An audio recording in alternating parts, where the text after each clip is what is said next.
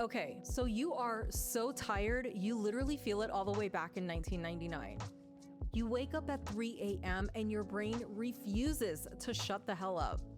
You try to say the thing, the word, but the brain fog is fogging and you just can't string the sentence together for the life of you.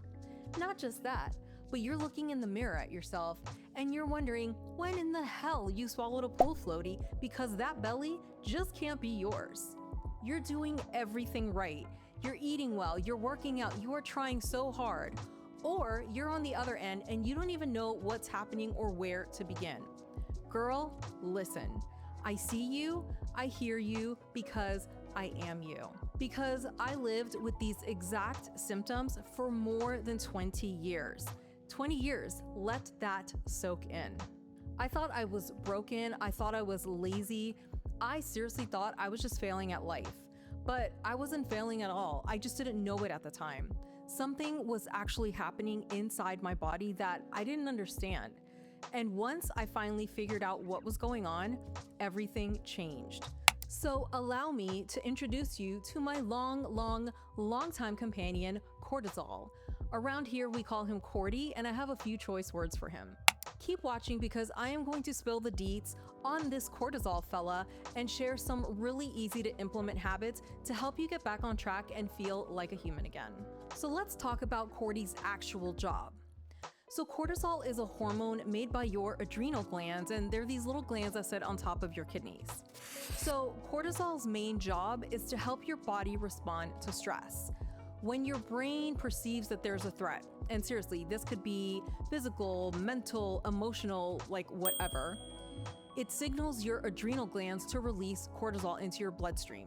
When cortisol is pumping through your veins, it is sending all the signals to help keep you alive because we need you here, right?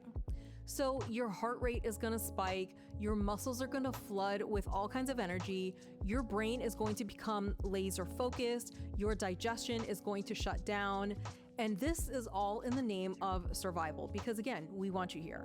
This is what is referred to as fight or flight. Now, I don't want to undersell cortisol's role because it does other things too. It wakes you up in the morning, it gives you energy when you need it, it helps you focus and think clearly, it regulates your blood sugar, it manages inflammation in your beautiful little body, it prepares you to handle pretty much whatever is coming your way. This hormone is freaking essential, like you literally cannot live without it. When it's working properly, it is one of the most powerful tools in your arsenal. So the problem isn't cortisol itself. The problem is when cortisol never gets the chance to come back down, never gets the signal to chill things out. We have gone chill mode. So picture this. It's a long time ago, like before sand. You're out with your cave crew, you're minding your own business, you're gathering your berries, you're just living the life. When suddenly you happen upon a hangry lion who is eyeing you with a very alarming amount of stars in his eyes. So you look at him, he looks at you, and Cordy's like, oh crap, those teeth look awfully big and shiny, we should really run like hell. And so you do because you can. Because you now have cortisol pumping through your veins, sending all the signals. It's just like we talked about. Your heart rate spikes. Your muscles flood with energy, your brain gets laser focused, your digestion shuts down because who cares about berries when there's a lion, Rebecca? This is not the time to stand and fight. This is the time that we are going to take immediate flight. So you run, you escape, you live, and then your cortisol, she comes down. The alarm turns off, you catch your breath, swipe an arm across your forehead, and then it's back to picking berries for you because now you're nice and calm. That is how cortisol is supposed to work. It's short bursts, it's real threats, it's recovery. Cortisol is supposed to spike when there is an actual threat and then come back down when the threat is over. Let's recap this. The lion chases you, the alarm goes off. You escape, the alarm turns off, you recover, and that is the cycle. Now, I'm sure you're wondering, how does cortisol go from doing its beautiful, delicious job to being stuck in the on position? Why am I living an out-of-body existence? Just let me break it down, okay? So imagine your nervous system is a bathtub, and the drain at the bottom is rest, recovery, sleep, and all the safety signals. So every time something stressful happens, every lion, real or fake, the faucet turns on and water goes into your bathtub. Traffic, add water. You skipped a meal, add water. You worked out too hard, add water. You didn't sleep well, add water. You have stress at work, add water. You got into an argument, add water, add water, add water, add water. So when your drain is working, all of that stuff just drains right out. Your bathtub doesn't overflow. But that's not the life we're living today in the modern day era. For us, the everyday gal, our water keeps filling and filling and filling, and the drain, she keeps getting clogged because you are throwing things in hard and fast, and that drain just cannot keep up. Until one day, that beautiful bathtub, she overflows. And once she overflows, it doesn't matter if you add just a little more water, the tub is already full. So even the smallest amount of water, or stress in this case, is going to send it spilling way, way over. And that is chronically elevated cortisol. When your bathtub is full, that drain is clogged, and now everything feels like it is far too much to handle. Your body just hasn't gotten the memo that you're not a cave person anymore. Cordy thinks everything is a lion. The email from your boss, lion. The meal you skipped, lion. Instagram scrolling, lion. Number on the scale, lion, lion, lion, lion. Your body is responding the same way it would if you were actually being chased by a freaking predator.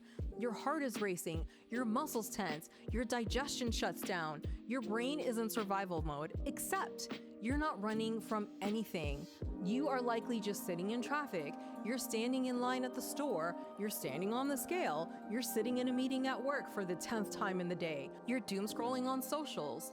There is no actual lion. But Cordy, your cortisol, doesn't know that. He never gets the signal to shut things down, to calm it down, so that alarm just stays on. All day, every day, for days, for weeks, for months, for years. And that is exactly where I was. That's what happened to me. So for more than 20 years, my body thought it was being chased by lions. Except the lions were under eating because I was trying to be so good. Lion. Doing intense workouts 6 days a week because surely more is better. Another lion. Internalizing every little thing because why talk about it and let it out? Lion. Stressing about these ridiculous persistent PCOS symptoms and what my cycle is or isn't doing. Lion. My sleep was non-existent. The scale kept going up, my confidence kept going down, my hair was falling out like crazy. It was a mess, and I had no idea my body was in this constant fight or flight.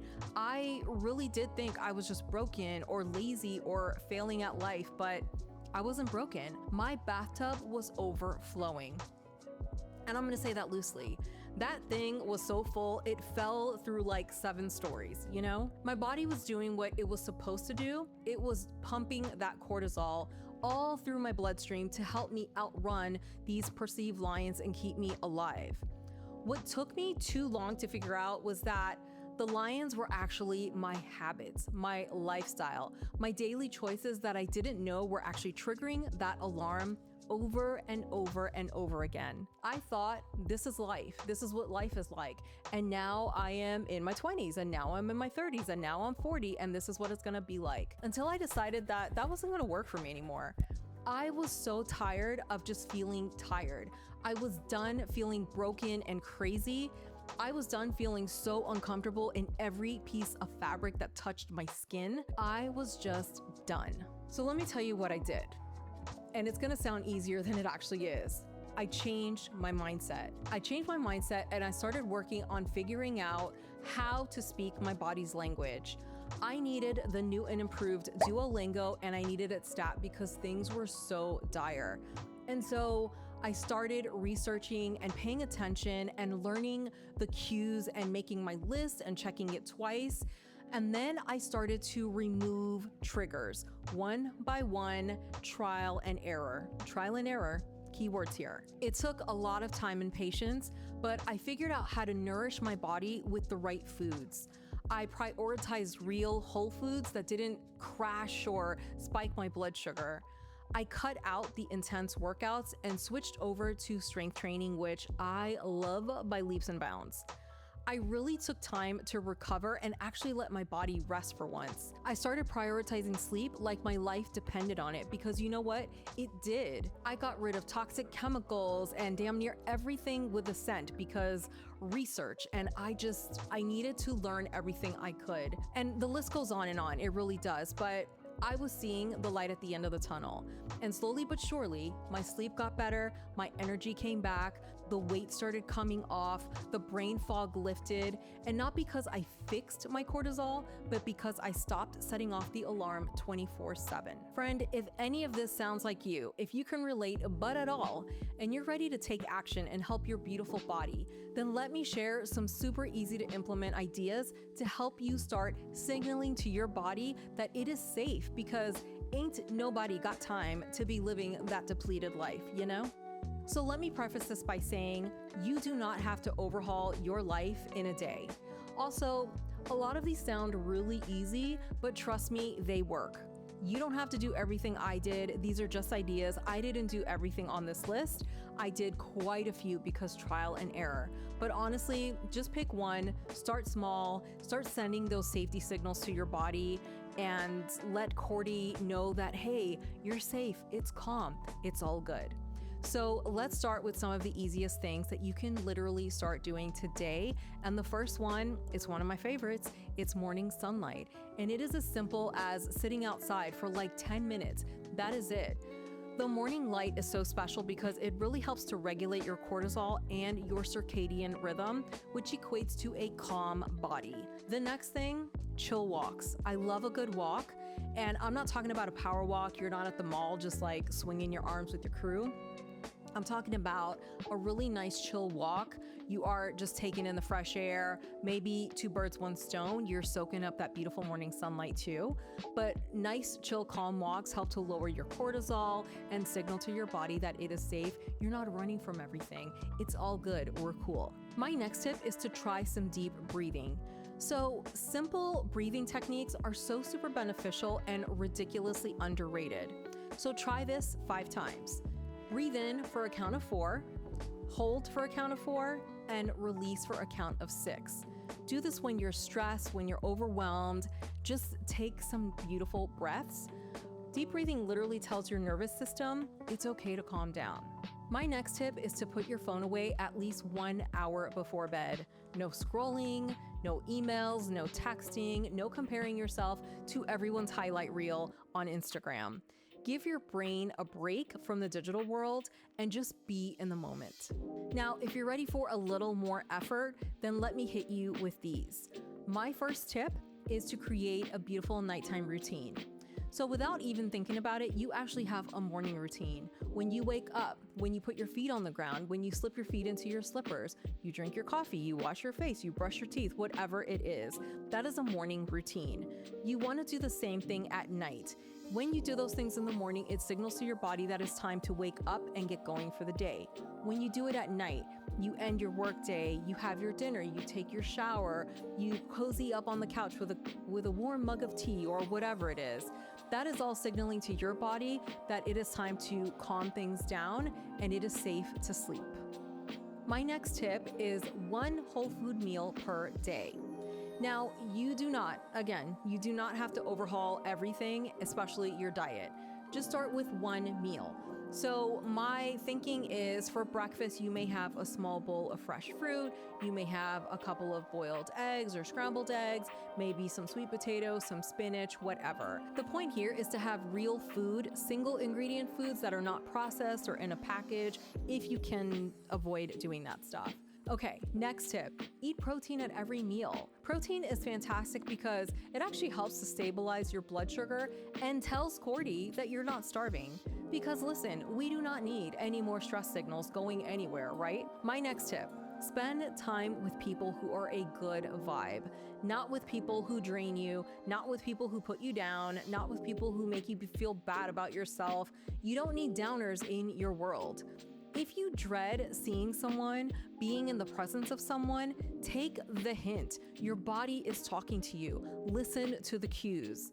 You need to be with people who make you laugh, who uplift you, who encourage you to try and to do better and to be better. Real social connection lowers cortisol. Laughing, being around people who just make you feel good is so great for your nervous system. My next tip is to read instead of scrolling. Pick up a book, swap an actual book for socials or really any time on your phone. I love leisurely reading versus educational. I do them both, but leisurely is like the place for me. I also find that when I'm reading, whether it's leisure reading or educational, my brain is too busy, caught up in what I'm actually consuming to worry about being stressed, worry about bills or what is on my calendar for tomorrow or any of those things. I love that I get to slip away for a little bit of time and go to another world or help solve a murder in my new book. It just makes me feel so good, and I am not worried about what's happening in the actual world. Next, think about doing something creative. And I mean something like cooking, gardening, painting, knitting, puzzles, anything where your hands are busy and your brain is not scanning for threats. Next, what if you said no to just one thing this week? One commitment, one obligation. This is really about protecting your energy, and it is okay to say no. It turns out, I've heard, rumor has it, no is a complete sentence. Who knew? My advice, again, is to just pick one. Do it for a week, do it for 2 weeks, whatever time feels good for you, whatever resonates for you, and see how your body responds. Then add one more. You don't have to do all of these at once. You don't have to do any of these. If you find others that just resonate with you more, then do that. All we're trying to do is to signal to your beautiful body that it is safe. So here's what I want you to take away from all this. Cortisol is not the enemy, it's not the villain. It literally is just trying to keep you alive. Sometimes life is just stressful and you can't control everything. You just can't. Much as I wish I could, we just can't. But there are things you can do to drain your bathtub, and it starts with your habits, your choices, and your lifestyle. The magic really is in learning your beautiful body's cues, listening to what it's trying to tell you, and making those changes wherever you can.